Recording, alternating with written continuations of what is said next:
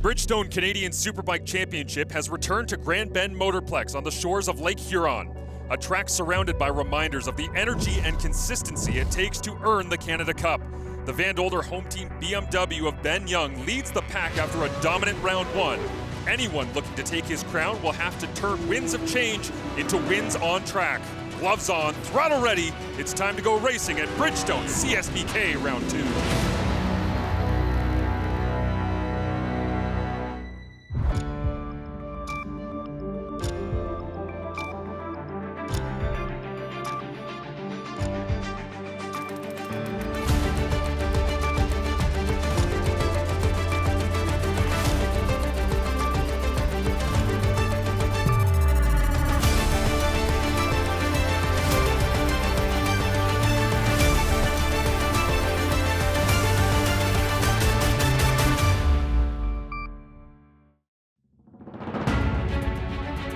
Marshall Ferguson alongside Colin Fraser as we are here at Grand Bend Motorplex, presented by Southwest Marine and Powersports for round 2 of the Bridgestone Canadian Superbike Championship season. And in the GP Bikes Pro Superbike feature class, of course, it is our two-time defending champion Ben Young, who is on BS battery pole position, but he did it under unique circumstances and it was not easy. So our three-time champion, twice in a row, Yes. Ben Young, current #1 plate holder. While everybody else was testing here Thursday afternoon, Ben Young was literally in the air coming back from Japan, where he earned a spot on a Bridgestone-supported BMW team in the Suzuka 8-hour, which is arguably the biggest street bike-based motorcycle race. That's just after Shuby. Ben had some problems, had some challenges, crashed on Friday morning due to a clutch problem. They scrambled to repair that bike rather than going the backup bike. So he wasn't doing very well early in qualifying, and there was a lot of optimism that this is an opportunity to dethrone him, but in the end, it was Ben Young. Last year, Ben Young won the BS Battery Pole Position Award for the season, off to a good start here in 2024. And remember, there are points available, 4 for pole on all the way down to 1 point for fourth, and that's of course pole on the second row. So there is a reason to be aggressive in qualifying. It's not as big a margin as we used to have as we look at the rest of the rows. David McKay on pole in row 2, so he gets the loss of those bonus points, and Trevor Daly returning to the series for Suzuki after competing at Daytona on behalf of Bridgestone. Chris Pletch as well, Dylan Bauer, as so many of the locals, as always here in Grand Bend, making their way up the order, as Maverick Sear having a good performance to start the year in both Sport Bike and here in the GP Bikes Pro Superbike feature class. And the final row, it is Guillaume Fortin on the back end. It's the technical layout here in Grand Bend. Lots of different track configurations available. We opt to use what is the fastest section, and that means that we try and lead with the most speed onto the backstretch. So if you race the SOAR Regional Series, they use a whole bunch of different configurations, including going in the opposite direction. Let's head down to our Bridgestone pit reporter, Eric Tricco, with more ahead of the start of race 1. Well, guys, the big news coming into this weekend, obviously, is the withdrawal of Trevor Dion. He's citing arm pump issues, and it's unclear whether the Ducati rider is going to be making a return to the series at any point this year. Ben Young, fresh off the plane from testing for the Suzuka 8 hours in Japan, came in and put it on pole position. So let's see what he can do this weekend. He's looking very strong. Second position is Stevie Nickerson on his Honda. He had a great qualifying effort and was just nipped by Ben Young for that pole position. 2 other riders to watch out, also local hotshots, the 110 of Chris Pletch, who made such a big splash here last year, and of course the 82 of David McKay. He's a legitimate shot for the podium today. Thank you, Eric. We'll see what McKay can do from 4th here starting on the grid. This is the Apex Cycle starting lights powered by Honda.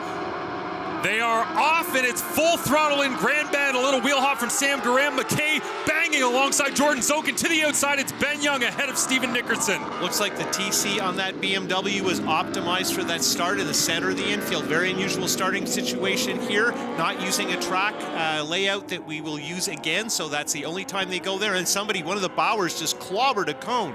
Exploding in the background as they race down the back straight for the first time. The lap actually begins at the official start-finish straight here as they come around the final few corners, but racing from the very beginning as Ben Young will officially begin this race in first. Garand right behind Young is not a surprise with the BMWs typically leading, but there is an orange Honda in there, and that is local Steven Nickerson, who qualified so well. McKay in 5th, so a strong day for Honda. Former Honda star Jordan Zokin in 4th, but he's on a Kawasaki right now. And the question now is, what can that DeWilt Honda of Steven Nickerson, number 66, jammed between those BMWs do as Sam Garand gets up on the back wheel? Oh, a little bit of an adventure there in the hayfield for Ernest Bernhard, and yeah, he's taken his time to get back, so this is going to move him way deep in the field, so he will probably be the first rider they encounter. Let's go down to Bridgestone pit reporter Eric Tricko with more on Elliott Vieira. Well, guys, drama right from the beginning. Elliott Vieira, as they were getting ready to launch, had a battery issue on his Ducati. He had to pull off, get it restarted, and rejoin the grid at the back.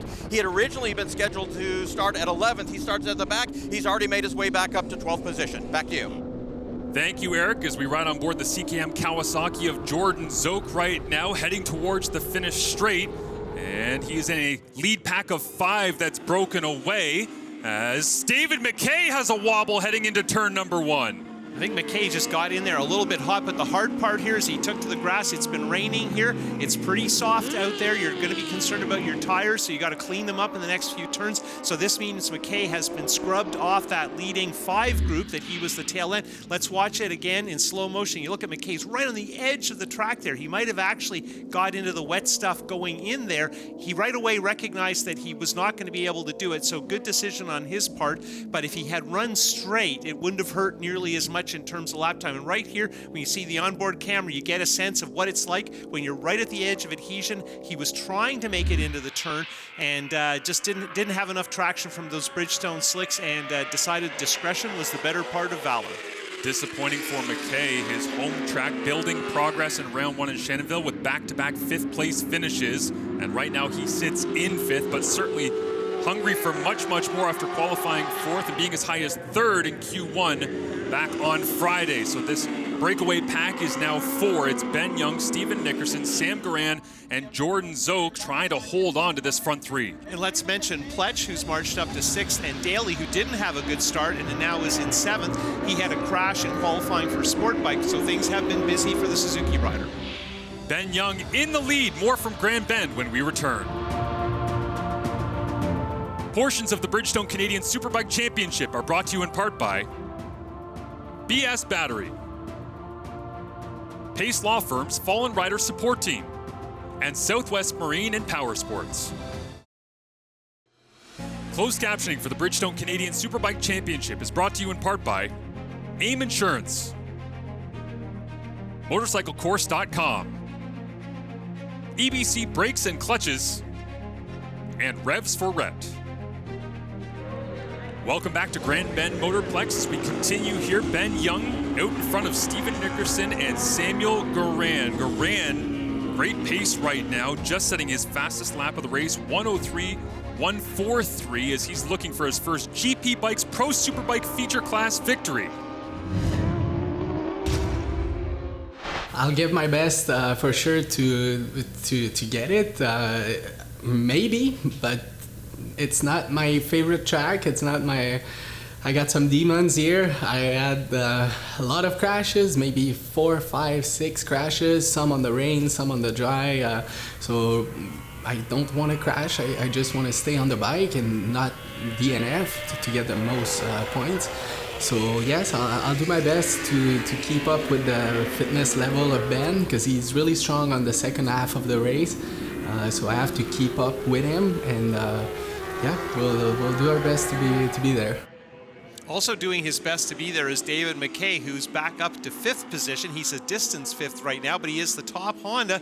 We have several Hondas running at the front here at Grand Bend, and Pletch being the next one. 3 generations of Honda on the track, and Nickerson in 2nd is attracting the most attention because he is glued to the back of Ben Young's leading BMW.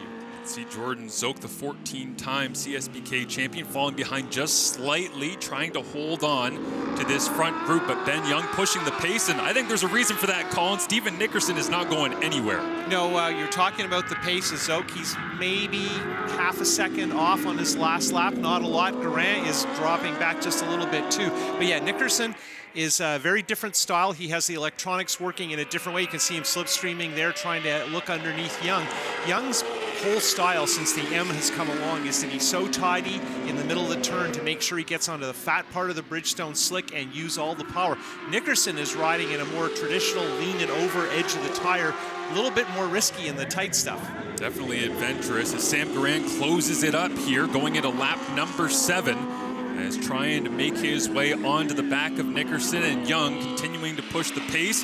setting very consistent and solid lap times as always from the number 1 plate. Yeah, Young is a textbook rider. He doesn't make mistakes, and we're watching there. And Geraint, of course, has recently been right with Young. Nickerson, of course, is a recent addition. He didn't compete in the series for the last year since the last time we were at Grand Bend. 197.48 for Samuel Geraint right there when it comes to the dyno and the power being produced by the M1000RR that he is on this year. Is once again, it looks like leading into the back straight, Nickerson really closes down the gap on Ben Young. First and third place BMWs, based on the dyno information, they were built about a week apart in Germany. So obviously, yeah, they're doing a really good job making sure those engines are built to the exact same spec, remarkably close. 2 separate bikes tuned by different teams, putting out almost identical horsepower, very close to the 200 horsepower limit. Well, you say that, and as we end up seeing the lap times come across on lap number 7, ending almost identical times from those nearly identical BMWs, both running in the 103.4s. Interesting to see Daly really not making any ground on Pletch. Of course, he hasn't ridden a Superbike since last fall, and last fall he was recovering from injury. So this is kind of a comeback ride for Daly on that GSXR 1000 Superbike that he ran last year in the series and had that big accident at Shubenacadie, Nova Scotia. Nickerson staring down the red leathers of Ben Young, who continues to lead in race number 1 here at Grand Bend Motorplex. We'll see if he can find a way around the number 1 plate from the beach in Grand Bend when we return.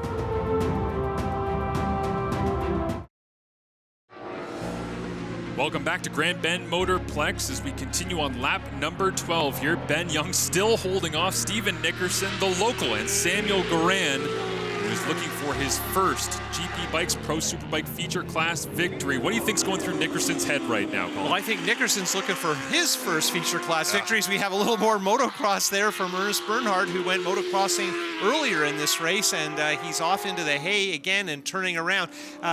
Nickerson's been going to school on Young, and we're past halfway. The race could be official if it were to be called or stopped with a red flag.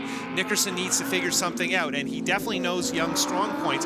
Nickerson could definitely make up some ground in the corners because Young's style is so focused on his exits. Now, here's the key section here where Young is so detail-oriented about getting onto the back straight with everything just the way he wants it, so he gets the most out of the tire and uses as much horsepower as possible.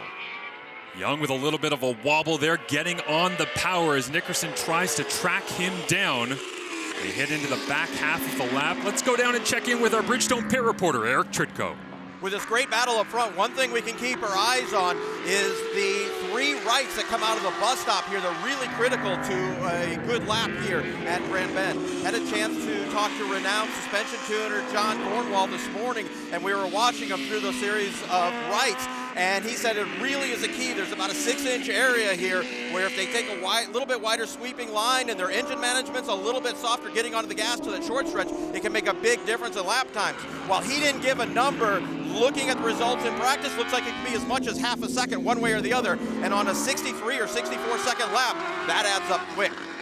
The question is, where does Nickerson think that there's meat on the bone? And I think it's into a tighter section, and he's going to try and outbrake Young because Young's entrances are very, very easy because he's so focused on using the center part of the tire. So the question is Young vulnerable, and is Young riding as hard as he can, or is he sitting on this one to hatch it like an egg? And we have some traffic coming up. That could be the opportunity for Nickerson and Geraint to make something happen.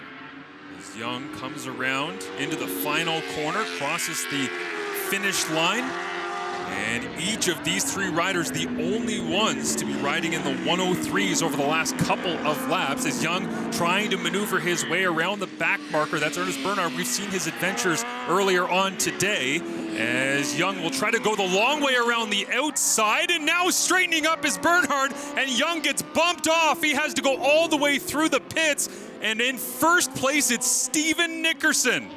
Yeah, that was not at all what we expected, but Nickerson has been gifted a lead here, and not a lot of race left to go. Ben Young is still in this, but he's, I think, 5 or 6 seconds back. So here we are on board with Nickerson, and you can see Young makes the decision, I'm going to go around the outside, and in this particular spot, everybody's got a lot of lean, and Young still isn't past the slower rider. He's running out of space here, and now suddenly Nickerson's door is wide open. There is no one in front of him. He just has to go through that open doorway, and Geraint follows him right through. But right here, We yield to the leaders, but it leads to an opportunity that Young almost winds up on the ground. You can see the shake of the head from the #1 plate in Ben Young. He can't believe maybe his decision, maybe the reaction by Bernhard, but regardless, it leaves him in 3rd position right now, and it's become a 2-horse race, although already back on the horse goes Ben Young as he is firing his way towards the #2 of Sam Garand. Yeah, Young is not that far back, but right now the question is Garand, who's been sitting there watching this battle for the lead, wondering if Nickerson has a card up his sleeve. Now Garand has to try something, and we know Garand's bike is probably just that little bit faster on the back straight, but has he been thinking about a move on Nickerson? And if I were these guys, I'd get on a move, because we know Ben Young, when determined, can make up ground in a hurry. We talked earlier about the battle of Nickerson, different riding style against Ben Young, as we see Garand all over the rear tire of Nickerson, and wonder what the difference might be between these two if it stays clean all the way. Garand's entrance to the carousel and his speed in the carousel is impressive, but whether that can yield the pass, I don't know. Here we are in what we call the bus stop section, the first few corners, and this is very much one line. You're counting on the guy in front to make a mistake, and of course, a lap ago, this is where everything happened that cost Ben Young that lead. You can see Young in the bottom of our shot. He is not physically that far back, but making up time on a relatively short lap is not the easiest thing.